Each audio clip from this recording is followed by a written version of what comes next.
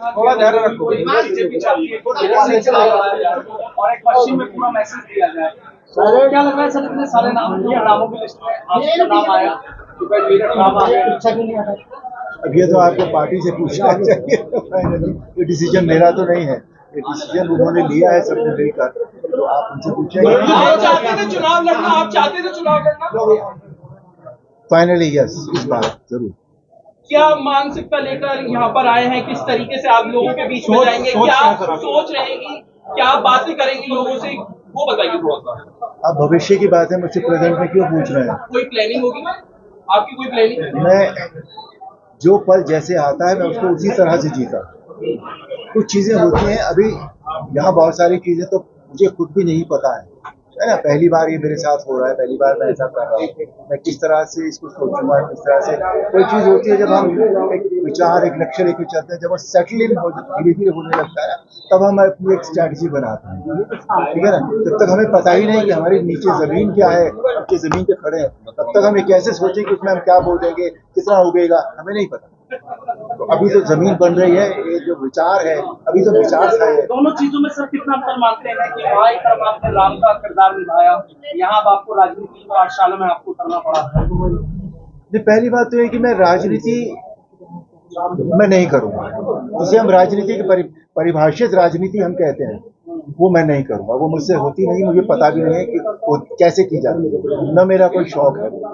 मैं यहाँ आया हूँ कि मेरे पास जो है, मेरे पास है अभी तक के मेरे जीवन के हिसाब से प्यार है, संवेदनशीलता है, मैं लोगों के लिए कुछ कर सकूं, ये है, मैं यही करूंगा यहाँ पर। इसके अलावा सो कॉल्ड राजनीति में नहीं कर सकता। लंबे अरसे के बाद यहाँ मेरठ आए, कैसे कनेक्ट करेंगे मेरठ के लोगों से?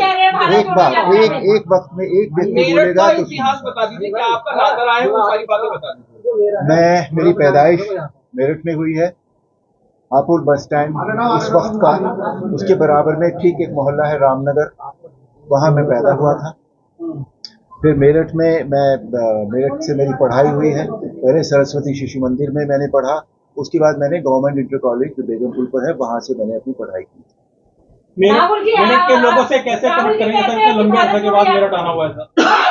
नहीं, मेरठ की हो या कहीं भी हो, कनेक्ट तो मन से होता है, कनेक्ट एरिया से नहीं होता, मन से होता है। अगर हम मन से किसी के साथ जुड़ना चाहते हैं तो हमें वो मिलता है। ये बात मानकर चलिए, इंसान जो देता है उसे वही मिलता है। अच्छा सर, एक बात, रामायण के जितने किरदार थे, चाहे अरविंद त्रिवेदी, सुनील लहरी सब या दीपिका, बहुत पहले चुनाव लड़ रही है, अरुण गोविल इतना लेट चुनाव में क्यों आए? मतलब पास्ट को जाने दीजिए, भूतकाल है, उसको वर्तमान में क्यों हम लेकर आते हैं? क्या होता है, कोई भी काम इंसान करता है तो उसका अपना अंदर से मन बोलना चाहिए कि हाँ मुझे ये काम करना है। तो मेरे मन में अभी तक ये बात नहीं आई थी कि मुझे ये करना है। अब जब मेरे मन में आई है तो मैं आ गया हूँ यहाँ। पहली बार विचार कब आया सर ये राजनीति में आने का? चुनाव भैया वो दिन और घंटा बड़ी मेरे पास नहीं थी। ये कहते हैं कि अयोध्या में जब आप गए थे तब उसके बाद से ही ये सारी की सारी प्रक्रिया शुरू हुई। क्या कह रहे हैं? अयोध्या में जब आप गए थे प्राण प्रतिष्ठा समारोह में, तब से ये नहीं, तब से नहीं है ये, पर ये बात काफी दिन से चल रही थी। मेरे जो साथ के लोग हैं या जिन्हें मैं जानता भी नहीं, वो भी ये कहते थे कि आप जैसे व्यक्ति को देश के लिए इस दिशा में कुछ करना चाहिए। सर, क्या राम के आदर्शों की राजनीति हो रही है हिंदुस्तान में? आपने राम का किरदार निभाया है। हाँ। और आप जब सांसद बनेंगे तो राम राज मेरठ में कैसे आएगा, उसकी तरफ रूपरेखा बताने का कष्ट करेंगे? सर, अभी this is too early for me to tell you anything.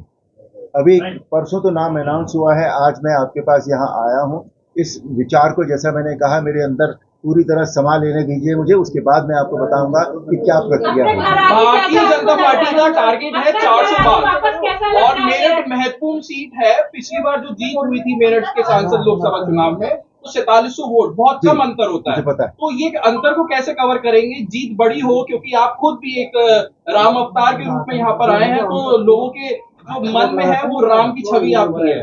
तो लोगों के मन में बसने का, जो नहीं अभी तक नहीं बसे हैं, जिन लोगों के मन में, उनके मन में कैसे बसेंगे?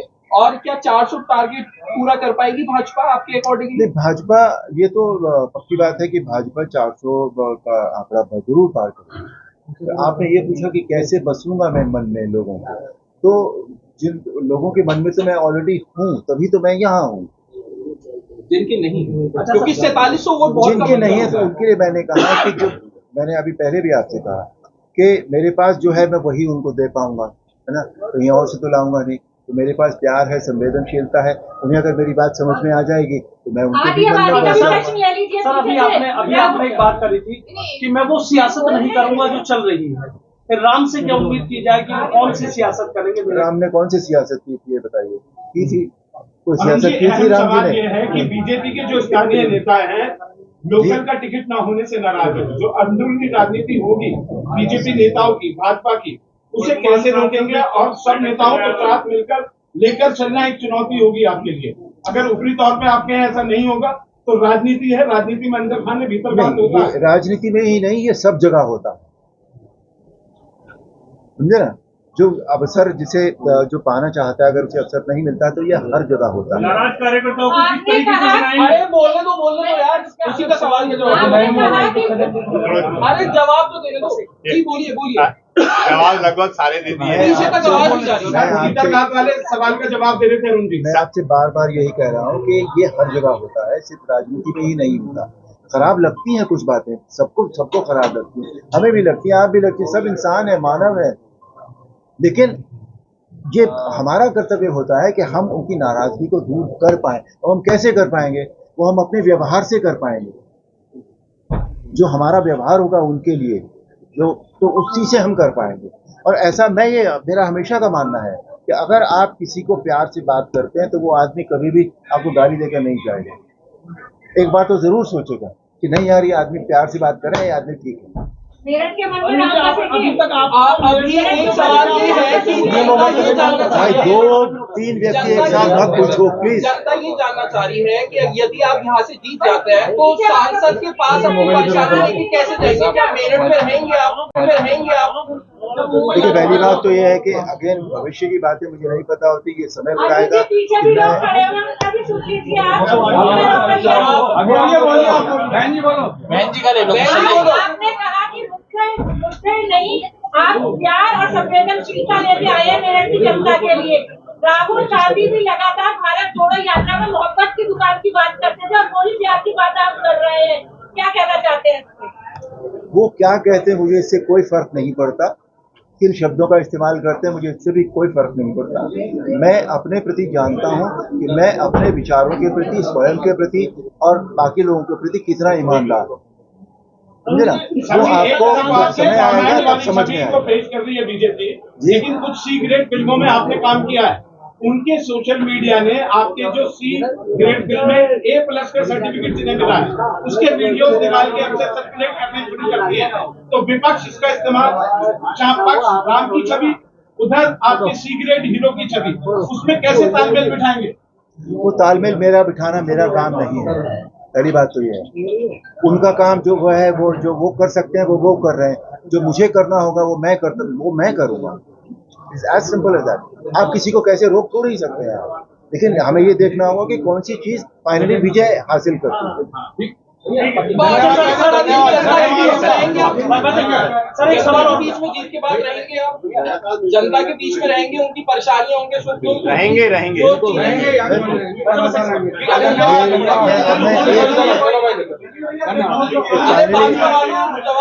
मैं फाइनली एक लाइन आपसे कह रहा हूँ,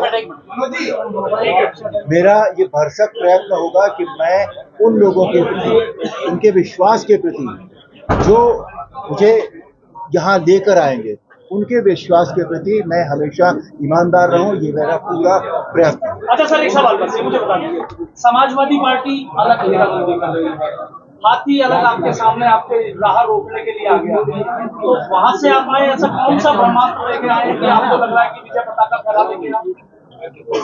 ब्रह्मास्त्र न उनके पास है और न मेरे पास है। पहली बात मैंने आपसे कहा कि मैं जो लेकर आया हूँ मैं बहुत वही लोगों को दूंगा, और मेरी ईमानदारी लोगों को समझना है।